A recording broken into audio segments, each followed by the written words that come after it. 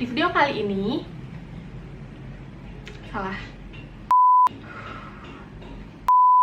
Hai, assalamualaikum warahmatullahi wabarakatuh. Balik lagi di channel YouTube Indri.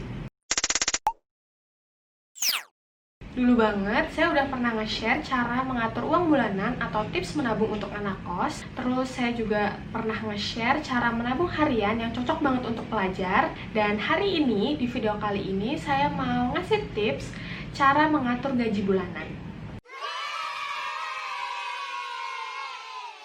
Ngatur gaji bulanan itu beda banget kayak kita ngatur uang bulanan waktu masih ngekos atau waktu masih sekolah. Karena kalau misalnya kita udah punya gaji, udah punya uang sendiri, itu pasti pikirannya udah pengen investasi, atau mungkin udah pengen mulai nyicil rumah, nyicil motor, nyicil mobil. Dan kita juga punya kewajiban untuk zakat atau sedekah. Nah, di video kali ini saya mau ngasih tau tips ke kalian gimana caranya mengatur gaji bulanan.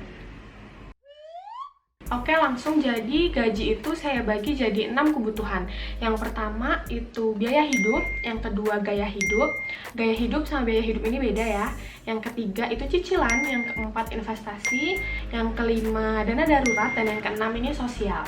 Nah, di sini saya mau bagi 6 kebutuhan ini pakai persen, supaya berapapun gaji kalian tetap bisa ngikutin tips ini. Jadi yang pertama, biaya hidup ini tuh dibagi 30% dari gaji kalian. Terus yang kedua, gaya hidup ini 10% dari gaji kalian. Terus yang ketiga, cicilan itu 30% dari gaji. Yang keempat, investasi 15% dari gaji. Yang kelima, dana darurat sama kayak gaya hidup, cuma 10% dari gaji. Dan yang terakhir, sosial 5% dari gaji. Oke, saya kasih contoh, misalkan gajinya per bulan itu 3 juta. Nah, tadi kan biaya hidup itu 30% dari gaji. Berarti per bulan cuman boleh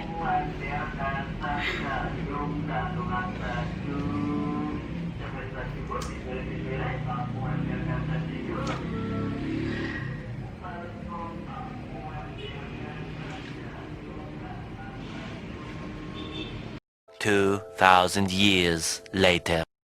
Oke, saya kasih contoh, misalkan gajinya per bulan 3 juta rupiah. Nah, tadi kan biaya hidup itu 30% dari gaji. Berarti untuk biaya hidup sebulan itu cuma boleh dikeluarkan 900.000 dari gaji. Terus yang kedua tadi ada gaya hidup. Gaya hidup 10% dari gaji. Kalau gajinya 3 juta, berarti gaya hidup per bulan itu cuma boleh 300.000. Terus yang ketiga, cicilan. Nah, cicilan ini juga cuma 30% dari gaji. Berarti kalau gajinya 3 juta, berarti cicilan per bulan itu cuma boleh 900.000.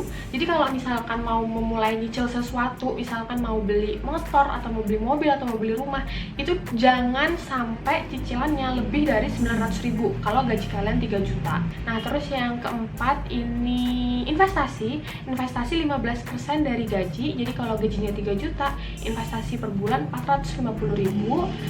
Dan yang kelima itu dana darurat. Dana darurat ini 10% dari gaji. Dan dana darurat ini penting banget ya, kalian harus nyisihin dana darurat, karena kita nggak tahu apa yang bakalan terjadi kan nanti ke depannya apa. Kalau misalkan kita nggak punya dana darurat, nggak punya uang simpanan untuk dana darurat, itu ntar malah ujung-ujungnya kita jadi utang. Makanya untuk menghindari utang, kita udah harus nyiapin dana darurat dari jauh-jauh hari. Setiap gajian itu disisihin untuk dana darurat 10% aja, yang berarti kalau gaji kalian 3 juta, itu kalian sisihin untuk dana darurat 300.000. Yang keenam, sosial.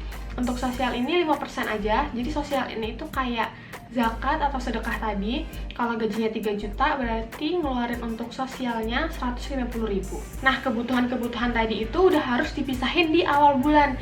Jadi kalau misalkan kalian baru gajian, itu udah dipisahin nih, yang mana yang untuk cicilan, yang mana yang untuk investasi, yang mana untuk biaya hidup, yang mana yang untuk gaya hidup, dana darurat, sosial, kayak gitu. Kalau saya nih awal bulan, misalkan baru gajian, itu uang di ATM langsung saya ambil semua, terus ntar saya sisihin yang mana biaya hidup, yang mana gaya hidup, cicilan, dan lain-lain.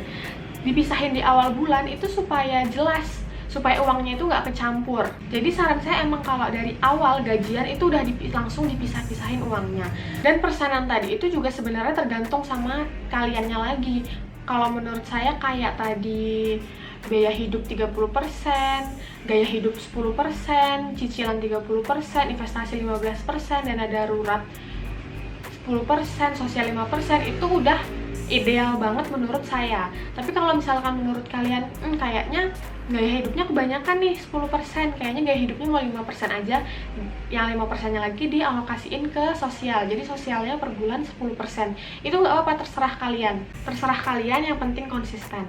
Awal-awal itu agak berat ngebagi-bagi gaji kayak tadi, cuman lama-lama ya udah nggak apa-apa, terbiasa. Nah udah sih segitu aja tips mengatur gaji bulanan menurut saya.